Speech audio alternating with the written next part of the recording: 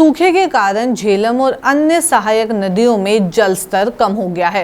नमस्कार, मैं हिया नेजा और आप देख रहे हैं the news now. Jammu Kashmir में लंबे समय तक शुष्क मौसम रहने और रिकॉर्ड तोड़ गर्मी की लहर के कारण श्रीनगर में झेलम नदी और अन्य सहायक नदियों में पानी का प्रभाव जो है वो कम हो गया है, जिससे लोगों को और विशेषकर अगर बात की जाए किसानों में जो है वो चिंता देखने को मिल रही है। हालांकि सरकार ने माना है कि कुछ जगहों पर चीज़ें जो हैं प्रभावित हुई हैं, लेकिन कहा यह गया है कि अस्थायी प्रभाव नहीं देखने को मिल रहा है और लंबे समय तक ये कायम नहीं रह सकता है।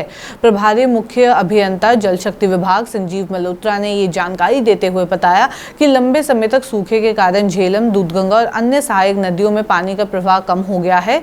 ये स्पष्ट है कि पानी उपलब्ध होने पर ही आपूर्ति की जा सकती है, लेकिन इस समय वर्षा की अनुपस्थिति की वजह से नदियों के साथ साथ सहायक नदियों में जल प्रवाह को कम कर दिया गया है, जिससे आपूर्ति प्रक्रिया प्रभावित हो सकती है।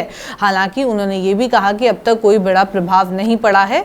उन्होंने ये जानकारी देते हुए बताया कि लंबे समय तक सूखा रहने से चीजें प्रभावित हो सकती है, लेकिन ये एक अस्थायी मुद्दा है और लंबे समय तक कायम नहीं रह सकता है। मुख्य अभियंता ने आगे ये भी कहा कि जैसे ही बारिश होगी और साथ ही साथ ये हालत जो है वो बेहतर हो जाएगी। इसके अलावा उन्होंने लोगों से लंबे समय तक सूखे के बीच पानी का विवेकपूर्ण उपयोग करने के लिए भी कहा। आपको बता दें, अभी तक जो जानकारी मिली है उसके मुताबिक अब तक लंबे समय तक सूखे के कारण लगभग 25% प्रभाव पड़ा है और सिंचाई स्थल लिफ्ट हो गया है। आपको बता दें, ये कुछ ऑफिशियल इन्फॉर्मेशन सामने आई है। किसानों ने जल स्तर कम होने पर चिंता जताते हुए कहा है कि अगर मौसम की स्थिति में कुछ सुधार नहीं हुआ तो उनके बगीचों पर भारी असर पड़ेगा। विशेष रूप से जम्मू कश्मीर के हिस्सों में लंबे समय तक शुष्क मौसम जारी रहता है, जबकि गर्मी और शुष्क मौसम की स्थिति लंबे समय तक बनी रहती है।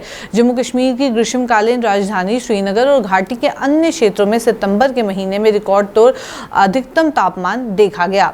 तो चलिए फिलहाल के अपडेट में इतना ही। ऐसे अपडेट्स लेके फिर मुलाकात करूंगी। अभी के लिए दीजिए इजाजत। नमस्कार।